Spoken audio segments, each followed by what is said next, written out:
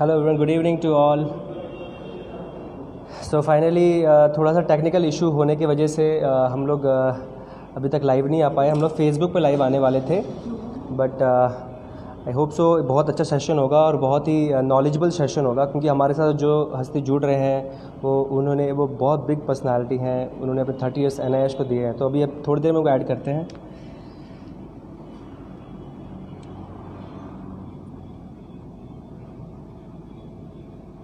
अभी सर जुड़े थे, बट जैसे कि सेशन लंबा हो गया था तो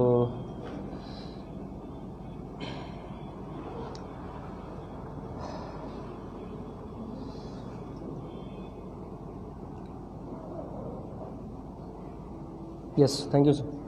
सो आई एम एडिंग सर।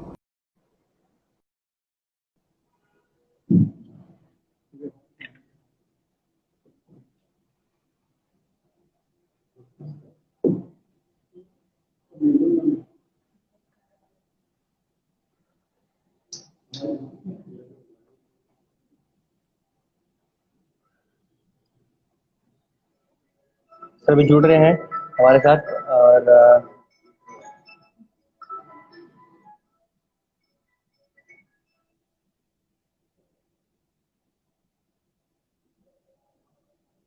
बहुत ही नॉलेजेबल सेशन होगा। और थोड़ी देर कि हम लोग इससे पहले हम फेसबुक पे लाइव आ रहे थे, but because of some technical issues हम जुड़ नहीं पाए। Hello Jayraj, hello. सो आप जितने भी एथलीट्स हैं, जितने कोचेज हैं, उनके लिए बहुत ही इंपॉर्टेंट सेशन है आज का।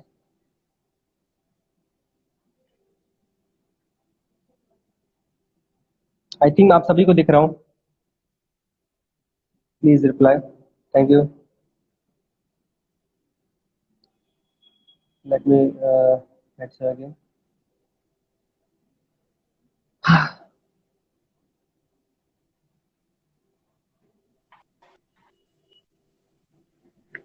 Hello.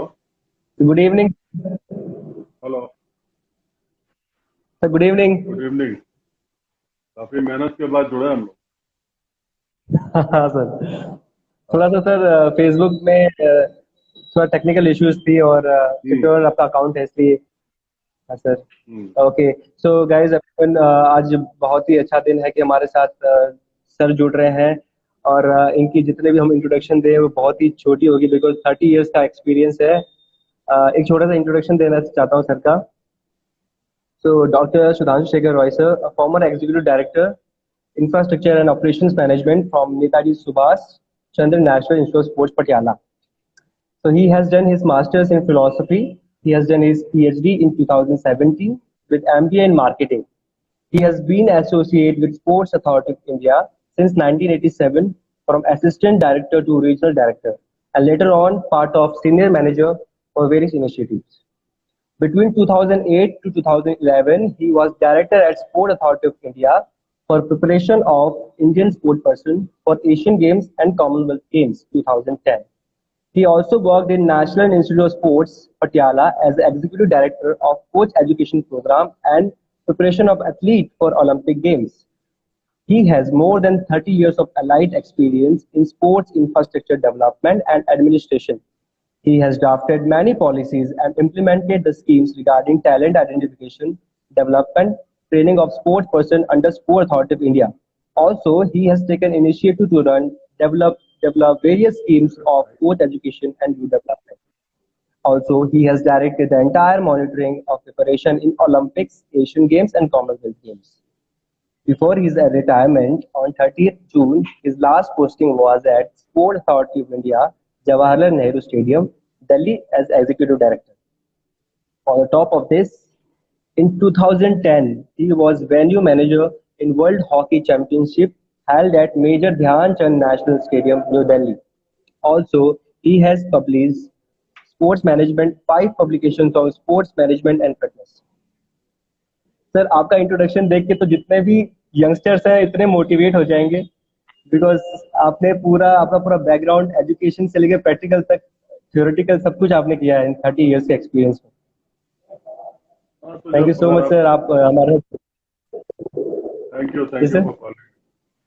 For having me with you. Sir hello. Yes, yes sir, yes audible. Sir. Yes, sir, you are audible, sir. अच्छा, thank you very much for having me. और जो ये स्पोर्ट्स का है, जैसे हम कोच बन गए या हमने कोई एमपीएड बीपीएड कर लिया तो वो अंत नहीं होता है। इसलिए क्योंकि Yes. जैसे 2 साल पहले तक मैंने जो स्पोर्ट्स मैनेजमेंट की अपनी एक किताब और उसको किया था, तो कंटिन्यूस प्रोसेस है। और आपको अगर ग्रेजुएट करना है और इवॉल्व करना है तो वो जरूरी है कि आप कंटिन्यूसली पढ़ाई लिखाई करते रहें। एक बार डिग्री डिप्लोमा लेने से काम नहीं होता है, क्योंकि ये बहुत ही डायनामिक फील्ड है हमारा, और इसमें हमारी पढ़ाई बिल्कुल सर, जैसे कि सारे जो व्यूअर्स हमारे हैं उन सबके लिए बहुत ही एक मोटिवेशनल स्पीच होना चाहिए। जैसे कि सर आपकी लाइफ जर्नी के बारे में बताइए सर, कैसे आपने अपना जर्नी स्पोर्ट्स के और डेवलप किया। नहीं। पहले तो मैं धन्यवाद देना चाहता हूं, क्योंकि अभी मैं फेसबुक पे देख रहा था तो प्रधान सिंह फोकस ये लाइन पे थे, जो एशियन गेम्स के मेडलिस्ट हैं आपके, और अर्जुन अवार्डी हैं, और IPS वो फ्रांस से पेरिस से ज्वाइन किया हुआ था इन्होंने। तो पता नहीं वो इंस्टाग्राम पे आ सके कि नहीं आ सके, लेकिन I welcome all of them. और क्या पूछा आपने?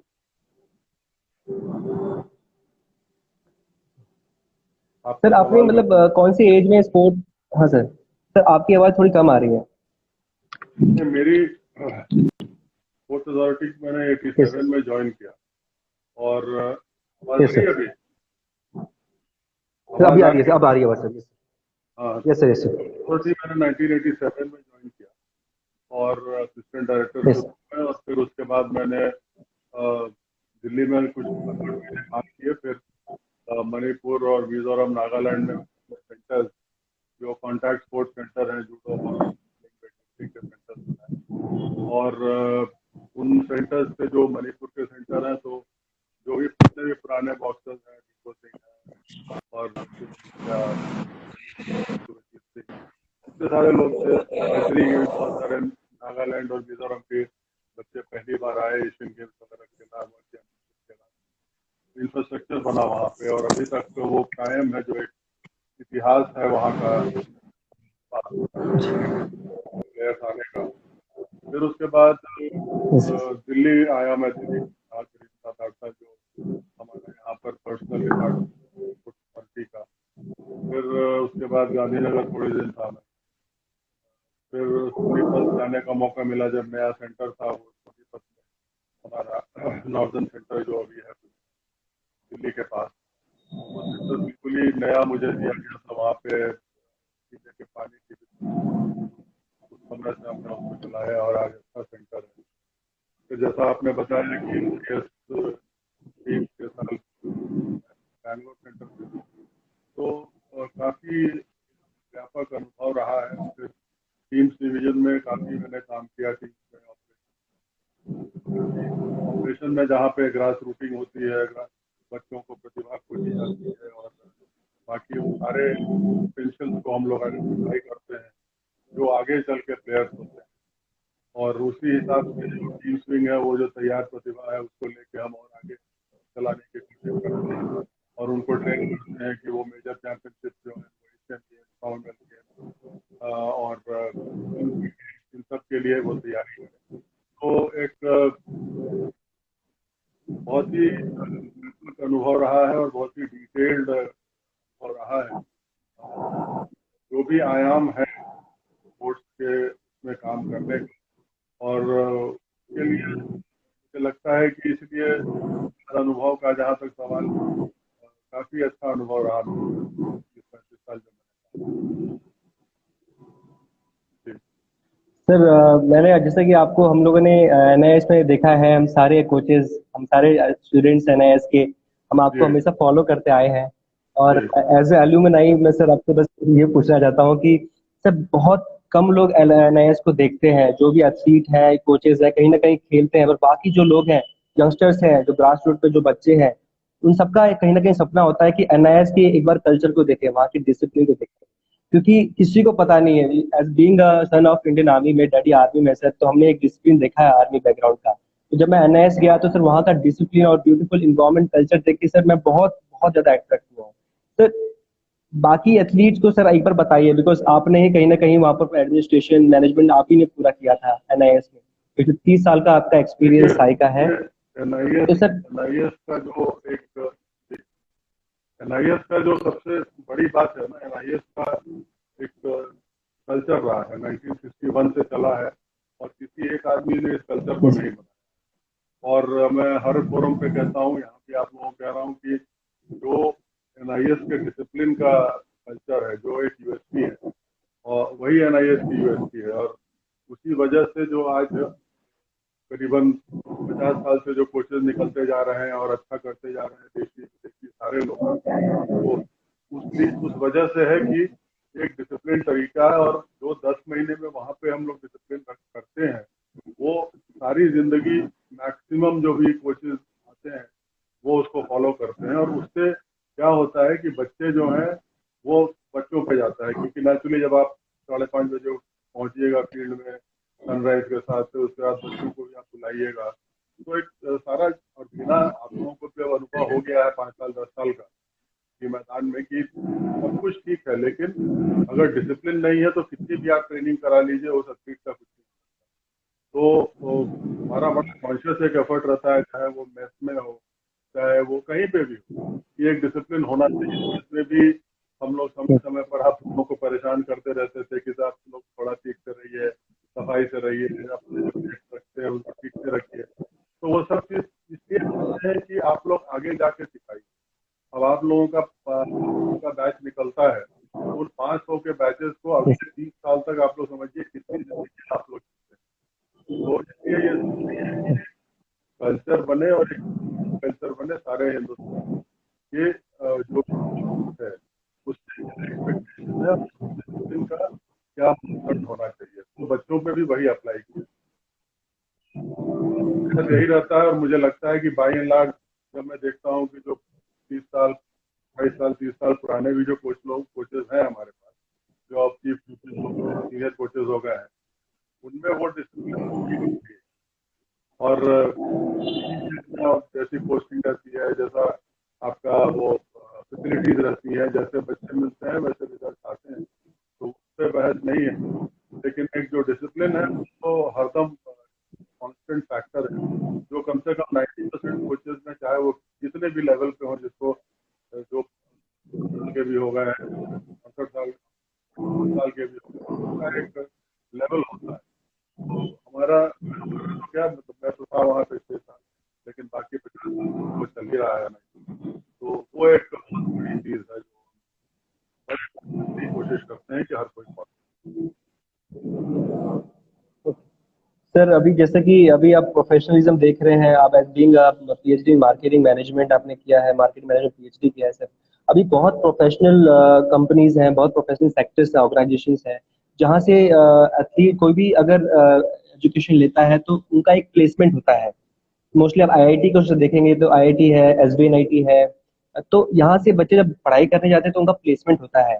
सो आपको, आपके हिसाब से, आपने 30 ईयर्स सर्व किया है नेशन को हमारे, तो आपके हिसाब से क्या लगता है कि अगले कितने साल में ऐसा भी सिनेरियो आ जाएगा, ऐसा भी एनआईएस अपडेट हो जाएगा कि वहां से जो कोचेस जाएं तो उनका campus placement on the spot हो जाए? जैसे कि हमारे में आपने एक रूल बनाया था कि जो भी टॉप करेगा उसको प्लेसमेंट किया जाएगा, तो वैसे ही सर अभी इन फ्यूचर क्या प्रोग्राम, कब क्या लगता है कि एनआईएस में कभी ऐसा अपडेट आएगा फ्यूचर में जहां पर बच्चे कोई भी कोचिंग करने जाएगा एनआईएस से जो कोच निकलेगा तो उनका प्लेसमेंट हो जाए ऑन द स्पॉट? देखिए, जहाँ तक एक बात तो आप लोग मान लीजिए, और आप लोग अपने आप को सौभाग्यशाली समझिए कि आप लोग स्पोर्ट्स की आईआईटी में ही पढ़े हैं। एनआईएस जो है वो उसका आईआईटी और आईआईएम ही है, क्योंकि उसके बराबर कोई नहीं। तो एक तो बात ये मान लीजिए, और अपने आप को इस बात से आश्वस्त करिए कि आप स्पोर्ट्स के आईआईटी और आईआईएम में पढ़ के निकले। जहाँ तक प्लेसमेंट की बात है, आप देख लीजिए, अगर आप किसी भी स्पोर्ट का आप वो एग्जाम्पल लीजिए, तो आप ये देखिएगा कि अब जो 100 लड़के अच्छे हैं, जो लड़के बॉयज गर्ल्स अच्छे हैं कर रहे हैं, वो तो जो इंटर्नशिप के टाइम पे ही, जो हम 2 महीने का इंटर्नशिप करते हैं, उसी में उनको 50,000 60,000 जैसे भी स्पोर्ट्स होता है, उस हिसाब से वो एब्जॉर्ब कर। और बहुत सारे yes, लोग आपके टाइम भी आपको पता होगा कि इंटर्नशिप आने के 6 महीना पहले से हम लोगों को परेशान करना और फोन करवाना शुरू करते हैं कि हमारे गांव में दे दीजिए, ओलंपिक मैदान है कि नहीं है, इंडोर हॉल है कि नहीं है। वो उन लोगों को मुश्किल होती है जो करनी पड़ता है। देखिए yes, आपने भी किया डिप्लोमा, तो आप you are yes, well place. आज आप हमारा बात yes, कर रहे हैं, ऐसे बहुत सारे लोग हैं जो yes, अच्छा कर रहे हैं, बहुत सारे लोग हैं जो विदेश में अच्छा कर रहे हैं। तो ऐसा नहीं है, मतलब yes, प्लेसमेंट मुझे लगता है कि जहाँ तक IAS का सवाल है, IAS के डिप्लोमा स्टडीज का सवाल, 80-85 आर वर्किंग समवेयर।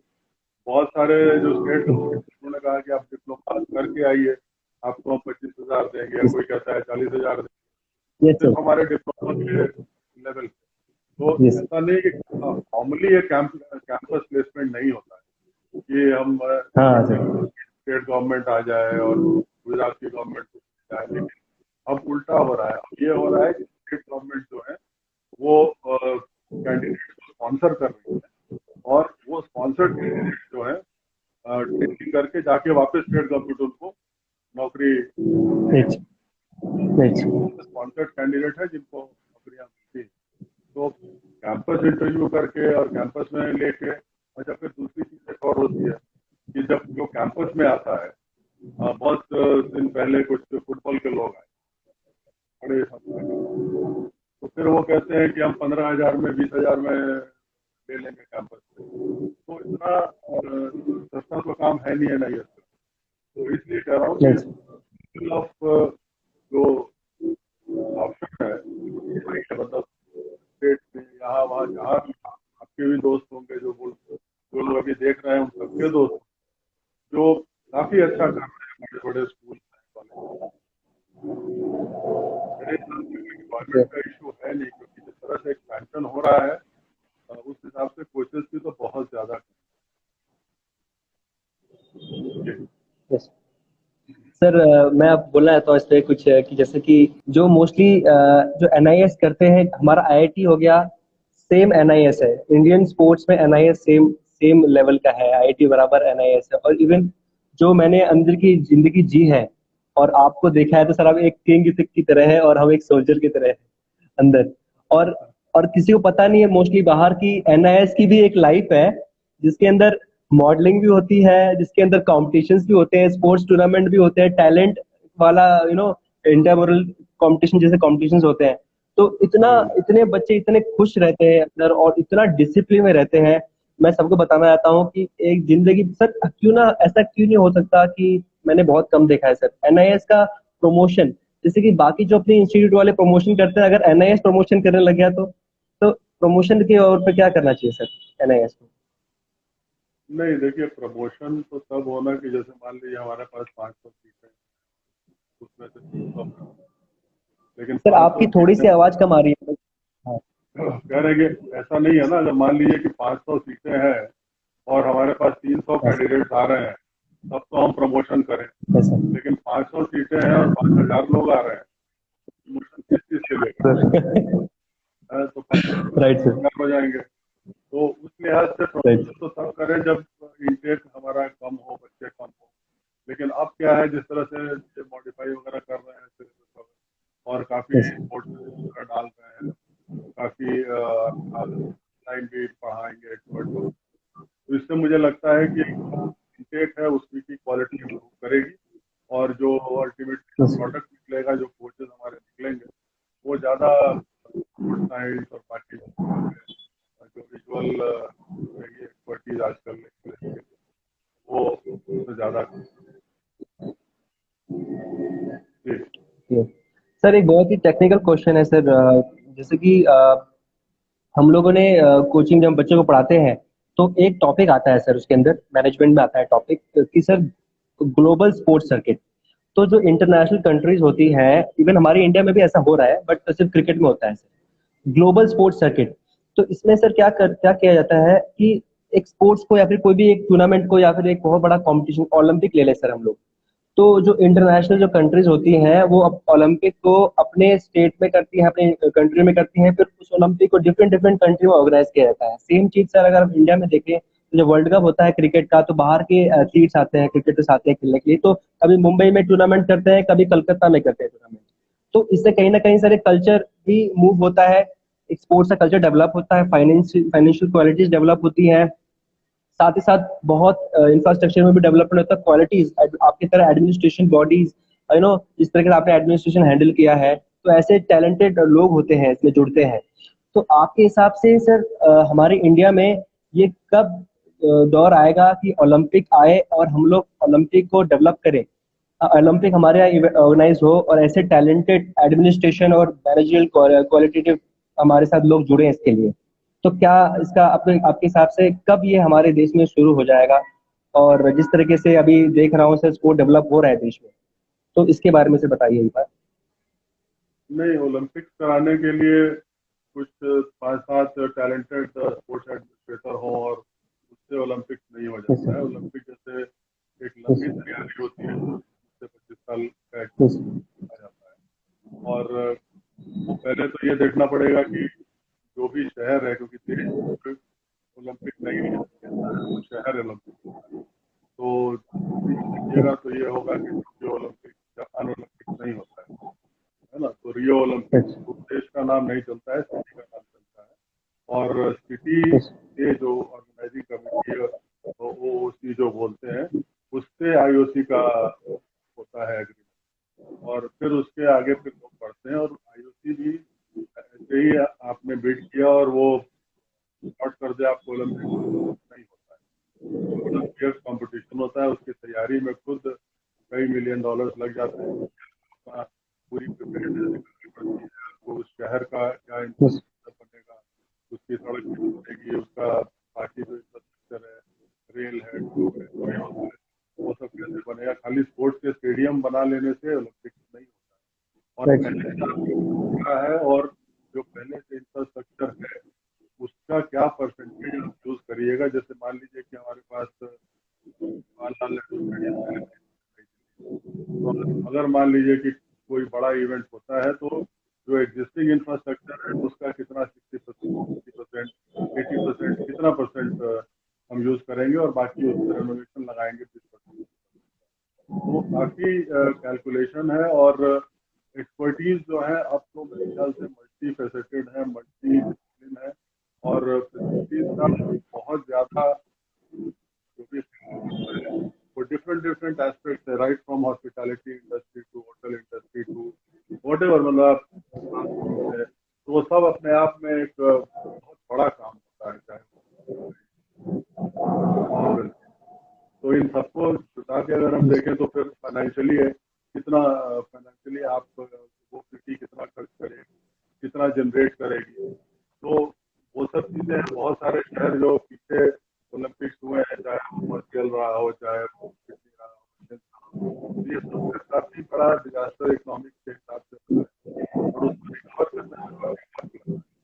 लेकिन अगर आप बाकी स्पोर्टिंग इवेंट और कल्चर की बात देखते हैं तो आईपीएल को छोड़ दीजिए, ये सब चीजें आप देखिए, कबड्डी जैसा कबड्डी प्रीमियर लीग है उसमें कबड्डी, वॉलीबॉल की प्रीमियर लीग चल रही है, रेसलिंग की अभी, तो धीरे धीरे। और जो हर शहर में जाती है, जैसे आप कह रहे थे कि इस शहर में जाना है तो वो ट्रैवल करते हैं डिफरेंट डिफरेंट सिटीज में। पहले तो जिन स्पोर्ट का होता है, जिन शहरों के वो टीम होती है वहाँ गेम होता है, फिर उसके बाद न्यूट्रल वेन्यूज में खेल होने लगे। तो धीरे धीरे स्पोर्ट, इंडिया का स्पोर्ट ग्रेजुअली बढ़ा है, और हर आयाम जो है स्पोर्ट्स का उसमें हम लोग मेरे हिसाब से आगे बढ़ रहे हैं। ओलंपिक भी आ जाएगा एक दिन, और उसके लिए जो तैयारियां हैं वो ये सब चीजें होती हैं। एक दिन सोच के कि ओलंपिक करना है नहीं होता है, पूरा कल्चर बिल्डअप होता है, कंट्री का रिकॉग्निशन होता है, उस हिसाब से फिर वो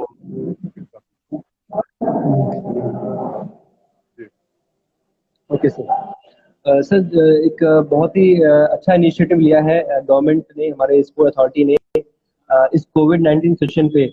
हमने तो सर सिर्फ देखा था कि जो कंपनीज होती हैं, मल्टीनेशनल कंपनीज होती हैं, जो एजुकेशन सोसाइटीज होती हैं, वो ऑनलाइन सेशंस लेते हैं और मीटिंग्स करते हैं। बट आज मतलब अभी जो गवर्नमेंट ने इनिशिएटिव लिया है, आप उस दौरान थे, जो ई पाठशाला, जो बहुत अच्छा इनिशिएटिव लिया गवर्नमेंट ने, कहीं ना कहीं सर ये बहुत ही तेजी से एक इस दौरान जो फिटनेस डेवलप कर रहा है, एक मेंटेनेंस पे काम कर रहे हैं एथलीट्स, घर पे बैठ के वर्कआउट कर रहे हैं और अच्छे सिक्योरिटी के साथ। सर इसके बारे में बताइए कि ये पाठशाला कब तक चलने वाला है, ये ई पाठशाला, और ई पाठशाला के क्या क्या फायदे हैं सर अभी? मैं देख रहा हूँ स्क्रीन पे हरिंदर पाल सिंह विवाह है, वो इंटरनेशनल ट्यूटर है, लेक्चर प्रोफेसर है हैंडबॉल के, वो भी आपके ओके, प्रोग्राम में ज्वाइन किया है एनआईएस में। Welcome good Harinder. Evening sir, good evening sir, good evening. जानते होंगे आपके टाइम में थे वहाँ पे पटियाला। हाँ सर, हाँ। यस। एनीवे, तो जो ये ई पाठशाला है, ये बंद होने वाला नहीं है, ये तो एक कंटिन्यूअस प्रोसेस है और अच्छा। इवॉल्विंग प्रोसेस है। और अभी थोड़ा सा लंबा चल रहा है क्योंकि बच्चे घर पे हैं और उनका स्कूल थोड़ा एंगेज रखना है, उनके पास समय है। लेकिन जब रेगुलर यस सर। हमारे जब खुल जाएंगे और बच्चे हमारे हॉस्टल में आ जाएंगे तो उनको पढ़ना भी है, स्कूल भी जाना है, तो सब कुछ करना है। तो ये यस। वो छोटे हो जाएंगे। मान लीजिए कि अभी 1 घंटे का 45 मिनट के प्रोग्राम चल रहा है, तो हर टेक्निक पे, यस। हर टैक्टिक्स पे, आपके जो इवेंट है इस पे डिपेंड करेगा बच्चे की स्पीड है। तो उसमें 15 मिनट 20 मिनट लगे। और अभी तो ये बिल्कुल नया है, इसलिए विकसित होगा धीरे धीरे करके, तो टेक्नोलॉजी भी इसमें ज़्यादा आएगी और एक ये परमानेंट प्लेटफॉर्म रहेगा कि कभी भी बच्चे को अगर वापस जाना है तो वो उसमें वापस जा सकता है यूट्यूब पर और वो देख सकता है कि क्या करता है। Great sir. नहीं, ये बच्चे बात। अभी तो बच्चे आ गए और फिर वेकेशन में गए, तो वेकेशन में अगर बच्चे को राइट। लगा कि ये टेक्निक हमारी ठीक नहीं है या जो भी है, तो फिर उस हिसाब से वो उसको फिर से देख के वो रिविजिट कर सकता मतलब सर इसका फ्यूचर बहुत अच्छा है और लोग इसको यूट्यूब पे बाद में देख सकते हैं, और सही में कहीं ना कहीं हमने तो सर एज एथलीट इंटरनेशनल जो यूट्यूब वीडियोस बनते हैं उसको देखते थे, पर आज आज इंडिया अपने Indian chief coaches, national coaches का वीडियो देखेगा, और बहुत अच्छा अपॉर्चुनिटी है सर कि आज हम लोग अपने कोचेज का वीडियो देख रहे हैं लाइव और बच्चों से सीख रहे हैं, है। कोचेज देखिए, से सीख रहे हैं सर। यूट्यूब यूट्यूब वगैरह पे तो सब कुछ है, और एक चीज के लिए Yes. 25,000 आपको साइट मिल जाएंगी। लेकिन अपने लोगों की साइट जो है, वो जो इंडिया की बनी हुई है, हमारे लोगों की बनी हुई, तो आने से हम लोगों को एक Yes. चीज है कि जो आज का बच्चा उसको देखेगा, वो बड़ा होके उसको इम्प्रूव करके फिर आगे लाएगा। जो भी हमारे साई के Right. बच्चे, स्टेट गवर्नमेंट के बच्चे, अकेडमी के बच्चे हैं, जो भी इस तरह से देखेंगे, तो मुझे लगता है कि आगे ये बेहतर ही होगा और ज्यादा यूज होगा। अभी अभी तो कम लोग यूज करते हैं। अभी भी काफी Right. फील्ड पे जाते हैं तो कोचेस को बताते हैं कि साहब यूट्यूब दिखा के मुझे ये सिखाइए। धीरे धीरे मुझे लगता है कि आगे जाके जा जाके लोग और भी देख सकते Right. हैं।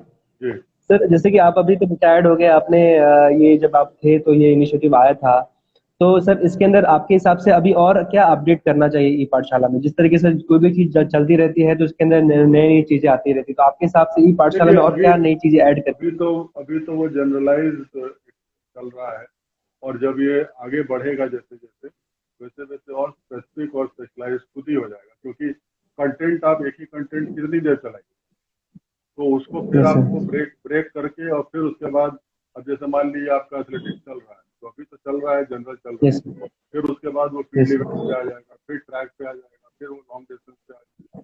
तो फिर क्या है कि यस। अलग अलग जो भी बच्चे का इंटरेस्ट है वो अलग अलग दिखाएंगे। अभी जैसे जो सीमा साहब है, अभी वो अगर हैंडबॉल दिखाएंगे तो फिर वो गोल कीपिंग का अलग बनाएंगे, फिर वो अटैक का अलग बनाएंगे, डिफेंस का अलग बनाएंगे। यस। तो उस हिसाब से मैच सिचुएशन के हिसाब से बनेगा, फिर प्रैक्टिस के हिसाब से बनेगा। तो उसमें तो अभी बहुत बाकी है। ये तो आप समझिए कि एक शुरुआत हुई है और डीजी ने इसका इनिशिएटिव लिया और बहुत ही जबरदस्त लिया। और फिर भी हम लोग अभी बहुत आगे जाना है, और ये बिल्कुल मुझे लगता है कि एक बहुत बड़ा फ्यूचर के लिए ये ओके सर। जी। सर एक बहुत ही इम्पोर्टेंट सेशन जो हमारा बेसिकली जो इम्पोर्टेंट है, बहुत बच्चे बहुत ही कहीं ना कहीं कंफ्यूज है, जो ग्रास रूट लेवल पे है, जो गांव में रहते हैं, और इवन कोचेज भी बहुत कंफ्यूज रहते हैं, जिससे मेरे तरह कोचेस है। आप तो सर, आपने तो पूरा 30 साल पूरी स्पोर्ट्स को देखी, नजदीक से देखी, आपने प्लेयर को डेवलप होते देखा है, कोच को डेवलप होते देखा है। तो सर आज के टाइम में जो बच्चे घर पे हैं और इस जो कोविड-19 सिचुएशन पे है, और जो बच्चे ग्रास रूट लेवल पे हैं, वर्क कर रहे हैं, सेल्फ वर्क कर रहे हैं, कोई कोच नहीं है उनके अंडर में फिलहाल। तो सर उन लोग की बेसिक रिक्वायरमेंट क्या होनी चाहिए एथलीट्स की, जिससे जिससे वो अपने अपने आप को नेशनल मेडल तक पहुंचाया है, इंटरनेशनल लेवल खेल सके? एक बेसिक रिक्वायरमेंट एथलीट के लिए क्या होनी चाहिए सर? देखिए, ग्रास रूटिंग जो है, अगर आप ग्रास रूट के हिसाब से बात करें, जो बच्चा अच्छा। National, India national, junior national नहीं खेल रहा है, वो जो यस। बिल्कुल रॉ है और खेलता है अपने गांव में, तो ग्रास यस। रूट कम्युनिटी का काम है। ग्रास रूट कोई ऐसे ही, मतलब आप जैसा कोच या सीनियर कोच जाके ग्रास रूटिंग नहीं कराता। ग्रास रूटिंग का ठीक है। एक कम्युनिटी का एक प्रोग्राम होता है। कहीं भी आप देखिए, विदेश में भी देखिए, ग्रास रूट में कोई जाके ए लेवल का कोच वहाँ कोचिंग नहीं करता। वो किसी का मोहल्ले वाला कराता है, नहीं कराते हैं। अब आप देखिए, बहुत सारे जो हमारे अपने प्लेयर निकले हुए हैं, उनके या तो भाई ने सिखाया है या बहन ने सिखाया है, माता पिता ने सिखाया है, उस तरह से निकलता है। तो कम्युनिटी कोचिंग में मेरे हिसाब से कोई इंडस्ट्रियल कोचिंग की जरूरत नहीं है, और न ही कोई कोच की जरूरत है। वो जो भी लोकल अवेलेबल चीजें हैं, उसको सेफ्टी पर्पज से का ध्यान रखते हुए, आपको जो भी एक मोटर एबिलिटीज है, मान लीजिए 6 साल 7 साल 8 साल का बच्चा है, तो आप उसको थोड़ा बताइए। जो हम लोग के गाँव में भी उस समय भी हम लोग जाते थे, उनका नहाने फिशिंग की तरह करवाया जाता था। मतलब वो ऑटोमेटिकली ऐसा था कि आप उसमें अपने ही आप करिएगा, या जब हम लोग पहुंचते थे नहाने के यस। साथ, तो फिर उसके बाद उसके पहले होता था कि डुबकी लगानी है, तो ये करना है, तो वो करना है। तो जो वहाँ की चीजें हैं वहाँ पे रहने दिया जाए, और वो कम्युनिटी का निकल के ऊपर आएगा। और उसके बाद फिर जो है, फिर उसका हैंड होल्डिंग, जो भी 17 8 9 10 साल से जिस लेवल का बच्चा होगा, उसका हैंड होल्ड करके जो सिस्टम है, चाहे वो स्टेट गवर्नमेंट का हो, चाहे वो फिजिकल एजुकेशन टीचर हो, स्कूल में जाता है, चाहे वो कोच हो, कोई भी हो खुदा का, तब फिर वो जाके चलेगा। तो किस चीज की जरूरत नहीं है, जो चीज जो अवेलेबल है, कोई स्टेडियम की और यस। बहुत बड़े इंफ्रास्ट्रक्चर की जरूरत नहीं है। ग्रास रूट पे, ग्रास रूट पे की जमीन है, हर जगह स्कूल की जमीन है, उसमें जो भी फिजिकल ट्रेनिंग होती है, और जो भी हमारे प्लेयर आज निकल रहे हैं कुछ खेलों को छोड़, वो एक गांव के परिप्रेक्ष्य से निकल रहे हैं, और उसी उसी बैकग्राउंड से निकल रहे हैं, चाहे कोई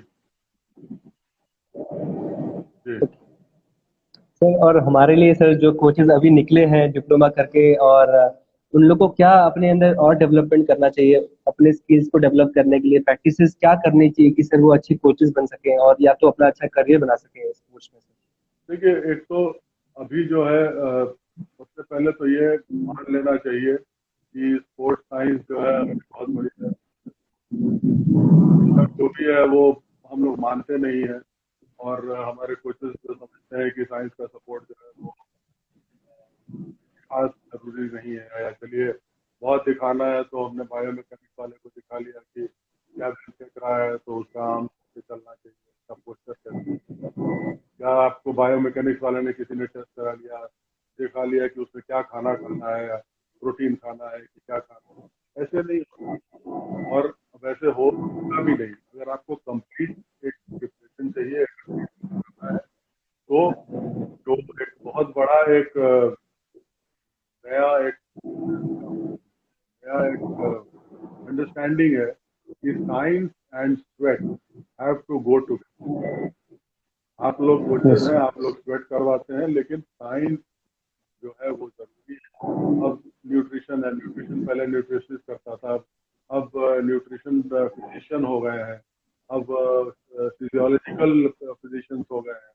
तो अब बहुत फर्क पड़ेगा। तो जितनी जल्दी हम लोग मान लेंगे कि एक मदर और एक साथ चलने का साइंस, और उसके लिए क्या जरूरी है, उसके लिए जरूरी है कि जो हमने NIS में पढ़ा, डिप्लोमा में पढ़ा, जो आपने PhD में पढ़ा, उसको छोड़ के आपको अभी कंटिन्यूअस पड़ेगा। आपको समझना पड़ेगा कि फिजियोलॉजी से किस, क्यों, कैसे आपके बच्चे बायोमैकेनिक्स से कैसे, न्यूट्रिशन में क्या चाहिए आपको, है ना। अभी भी हम लोग में रहते हैं कि मतलब जो ब्रॉड हम लोग मोटा और खाते हैं वो, क्योंकि मिल के होता है। आप समझिए कि जैसे रिकवरी है, IAS में आपने देखा कि रिकवरी का एक सेंटर है, ठीक ठाक से उसको रखा जाता है, और रिकवरी बहुत जरूरी है।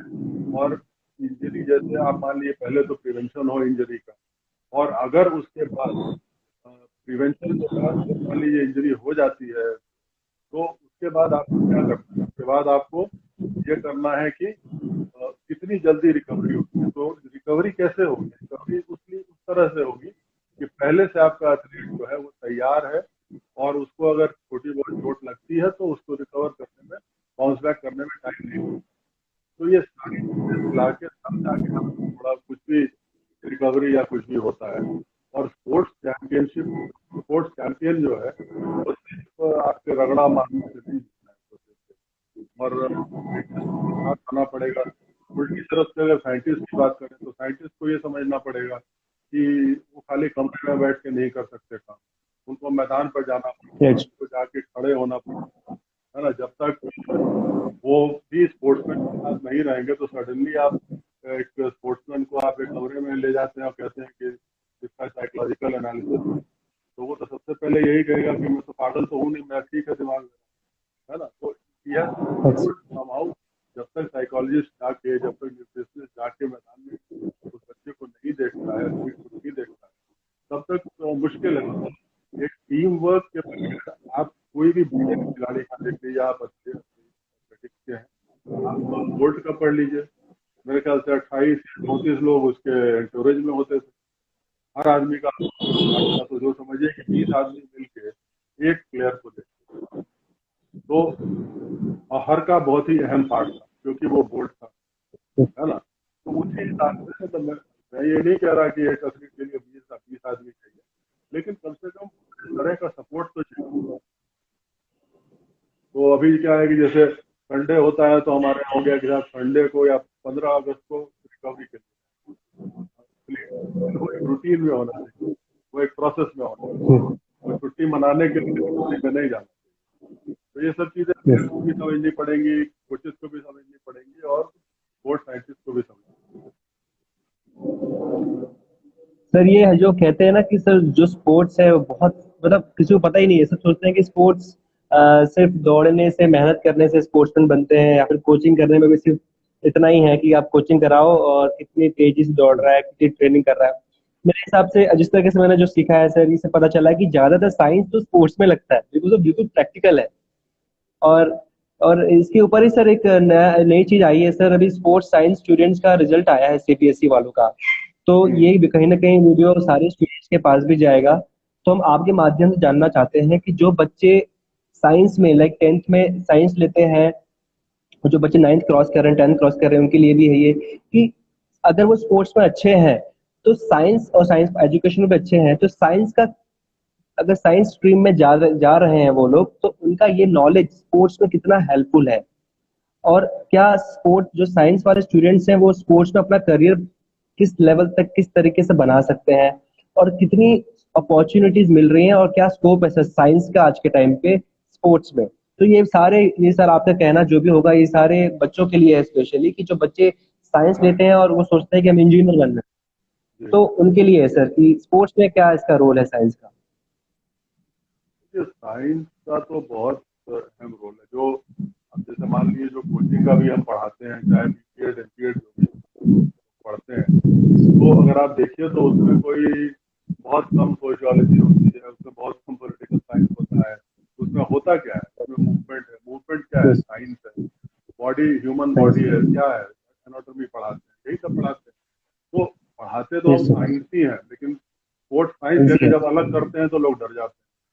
लेकिन अगर एथलेटिक्स में जब आपका प्रैक्टिकल होता है, तो जो प्रैक्टिकल में कहते हैं कि इस डिग्री पर बिल्ड करना है, ऐसे स्टार्ट लेना है, तो क्या है, वो एक बायोमैकेनिक्स का वो एक प्रैक्टिकल है, जिसको हम कंप्यूटर में, लैपटॉप में नहीं दिखाते हैं, लेकिन ये दिखाते हैं कि इस तरह से होना चाहिए, ये स्टैंस होना चाहिए, ये थ्रो होना चाहिए। तो साइंस के बच्चे जो आज पढ़ रहे हैं और स्पोर्ट्स में अच्छे हैं या स्पोर्ट्स में कैरियर बनाना चाहते हैं, तो साइंस का कोई भी स्ट्रीम जो है, चाहे वो अगर फिजिक्स है तो वो फिजियोलॉजी कर सकते हैं, बायोमैकेनिक्स कर सकते हैं, अगर वो बायोलॉजी में है तो फिर आगे जाके एनाटॉमी कर सकते हैं, फिजियोलॉजी कर सकते हैं, न्यूट्रिशन कर सकते यस हैं। सर।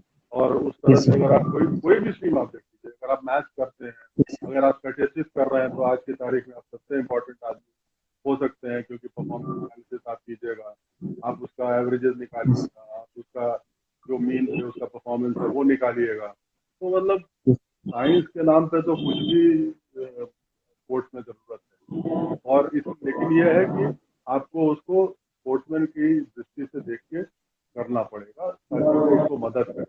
क्योंकि साइंस ये भी हो सकता है कि साइंस को आप इस तरह से इंटरप्रेट कीजिए कि बोलिए कि क्योंकि हमारी फाइंडिंग ऐसे ऐसे है इसलिए तुम खिलाड़ी नहीं बन सकते, या तुम लॉन्ग डिस्टेंस रनर नहीं बन सकते, तुमको 100 मीटर स्प्रिंट करना चाहिए। बहुत सारे स्विच ओवर्स भी होते हैं, और वो पहले तो कोचेज अपनी आंख से देख के बता देते थे कि तुम अगर ये कर रहे हो और ये लंबी दूरी की दौड़ कर रहे हो तो तुमसे ये नहीं होगा, तुम 400 मीटर में आ जाओ, 800 मीटर में आ जाओ, अगर 400 मीटर भाग रहे हो तो 200 मीटर में आ जाओ।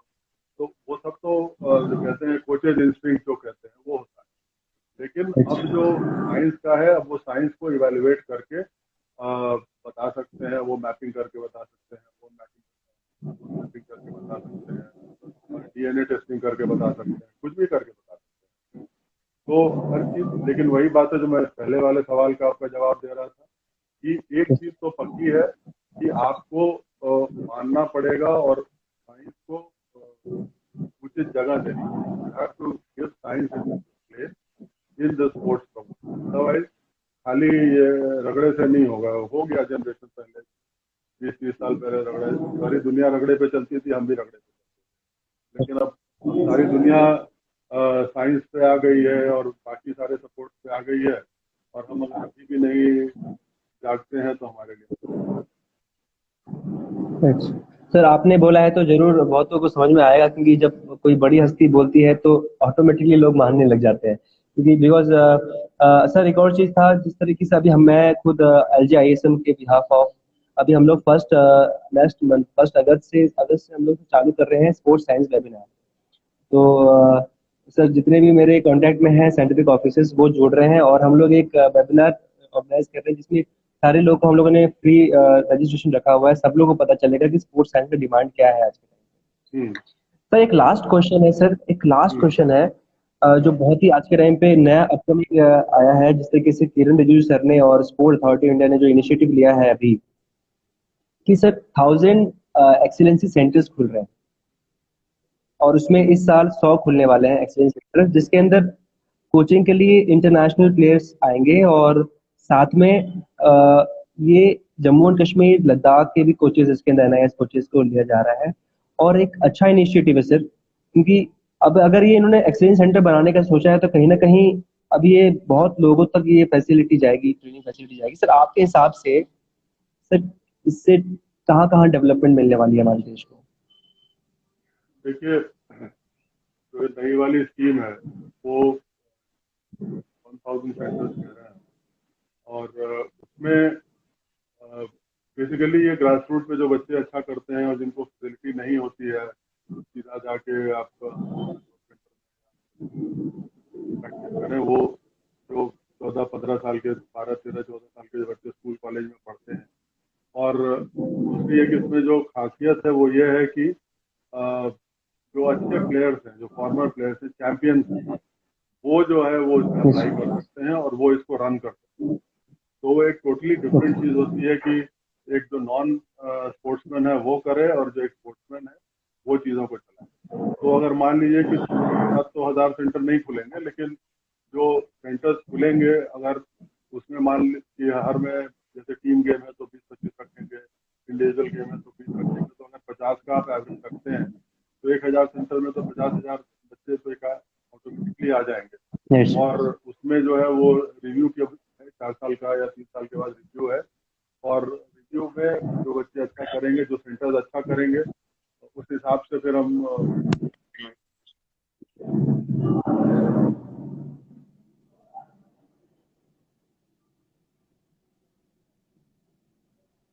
काफी हेलो। हाँ काफी हेलो। हेलो। ये सर अभी नेटवर्क चला गया था, आपका भी आ गया। ये सर आ गया अभी नेटवर्क। हमको कोई फोन आ गया था। यस। तो काफी सारा इसमें स्कोप है, और एक्सपेंशन तो एकाएक जैसे अगर बहुत रफली हमने कैलकुलेट किया तो करीब समझिए 40 से 50 हज़ार बच्चे आ जाएंगे in due course of time. पहले साल में तो नहीं आएंगे, लेकिन 2-3 साल में आएंगे। और खास करके उसमें जो प्रोविजन किया गया है कि JNK, लद्दाख, अंडमान निकोबार, यस। इस तरह की जो सिटीज है उनके लिए किया गया है।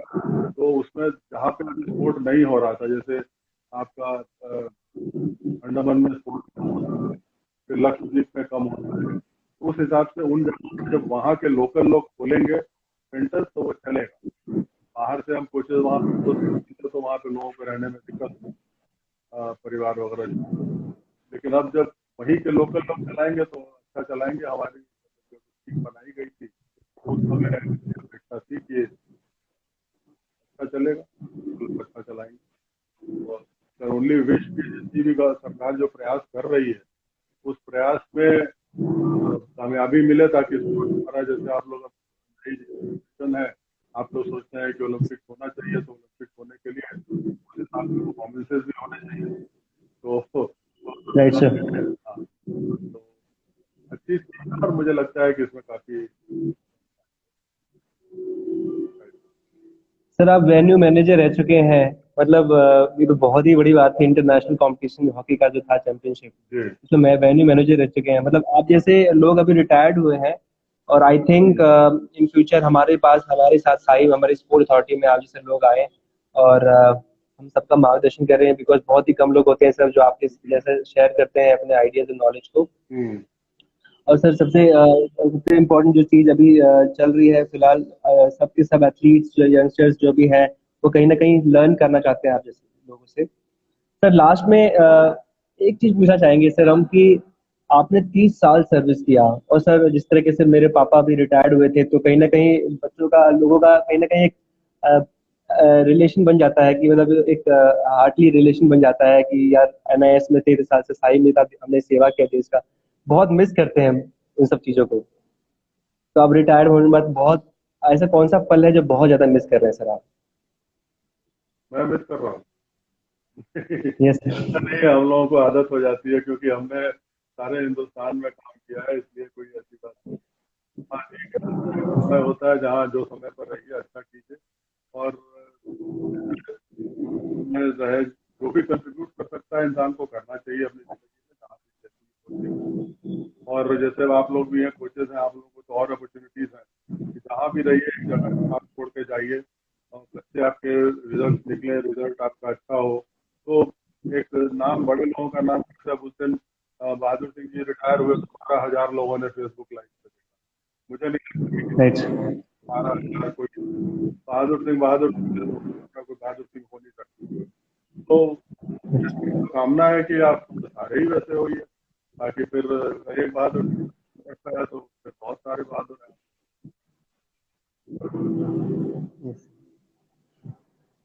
सर आप लास्ट में सर कुछ बच्चों को और कोचेस को बताना चाहेंगे?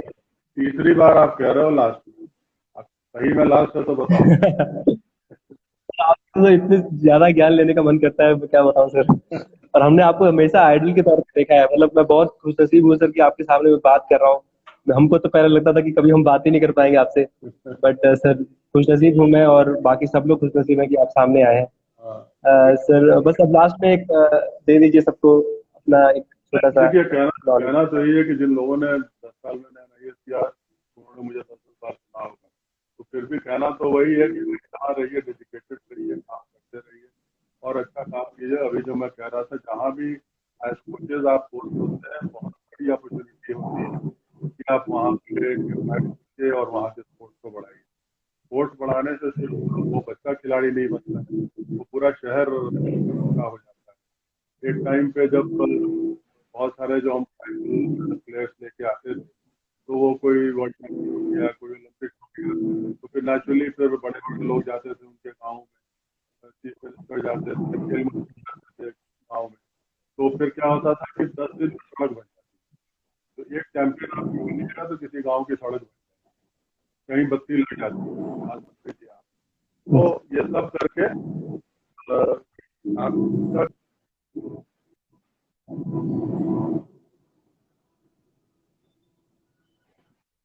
आपकी रिस्पॉन्सिबिलिटी बहुत बड़ी है। जैसे एक स्कूल का टीचर होता है, पढ़ा के बच्चों को कहाँ से कहाँ ले जाता है, तो आपका भी उससे बड़ी रिस्पॉन्सिबिलिटी है, क्योंकि आप ग्लैमर देते हैं, आप बच्चे को एक अकम्पलिशमेंट देते हैं। तो मेरे हिसाब से आपको अपना जो खाली सुबह 6 बजे जाके और सिटी में जाके और चले आना, फिर शाम को 3 बजे जाके चले आना, उतना काम आपका नहीं है। उससे बहुत ज्यादा काम है एज कोचेज आप लोगों का। और अगर आप अपना दायित्व समझिएगा तो मुझे लगता है कि जीवन में बहुत ज्यादा सफल होइएगा। चलो, thank you very much. Thank you. Thank you so much, thank you so much अपना अपना अमूल्य समय देने के लिए sir. Thank you. Thank you so much. Bye. नमस्कार सर। नमस्कार।